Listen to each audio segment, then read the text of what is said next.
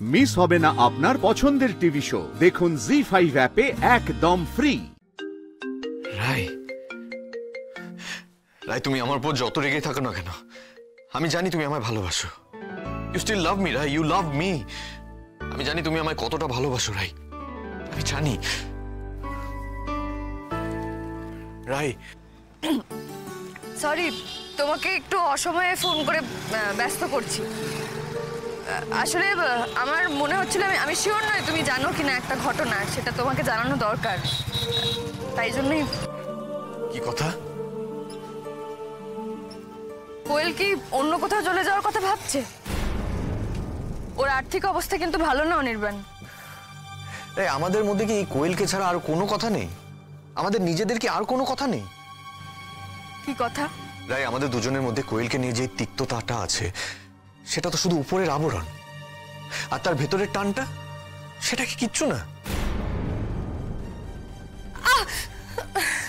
কি হলো আবার? কোথায় লাগলো? হ্যাঁ, কষ্ট হচ্ছে?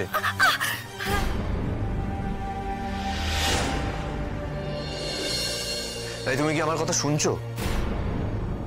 রাই, চুপ করে আছো কেন? তুমি কি শুধু কোয়েলের কথা বলার জন্য আমাকে ফোন করেছো? হ্যাঁ, না, শুধু কোয়েলের কথা বলার জন্য না, আরো একটা কথা বলার ছিল তোমায়। বেডরুমের ড্রয়ারে না আমার অফিসের লাইব্রেরির দুটো বই রয়ে গেছে, কাজের বই। তুমি কাল পরশুর মধ্যে একবার একটু অফিসে পৌঁছে দিতে পারবে সেগুলো? ব্যাস, আর কিছু বলার নেই। আর একটাই কাজের কথা বলার আছে। কোয়েল যেটা ভাবছে বা যেটা করতে চলেছে সেটা ওকে করতে দিও না। ওইটুকু একটা বাচ্চা মেয়েকে নিয়ে ও কিন্তু অথই জলে পড়ে যাবে। অনির্বাণ, অনির্বাণ, হ্যালো। রাই কি আমাকে শুধু কোয়েলের ব্যাপারেই কথা বলতে ফোন করেছিল?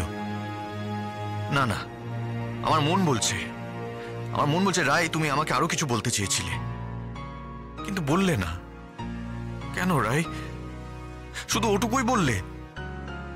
বড্ড বিভ্রান্ত লাগছে আমার। জীবনে এই প্রথম আমার মনে হচ্ছে I need someone to talk.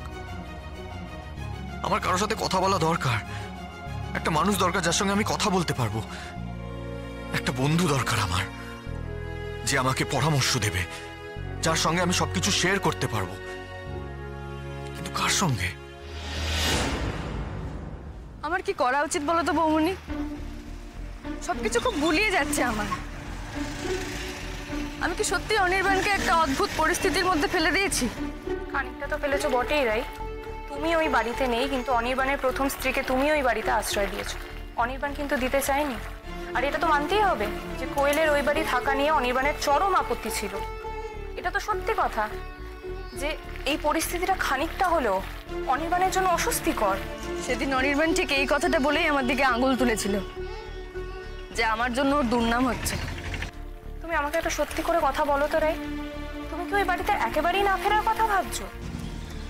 আমি কিছু বুঝতে পারছি না বৌমনি, আমি কনফিউজড। আমি কি করবো আমি কিচ্ছু জানি না। জি5 ডাউনলোড করুন আর সব এপিসোড দেখুন একদম ফ্রি।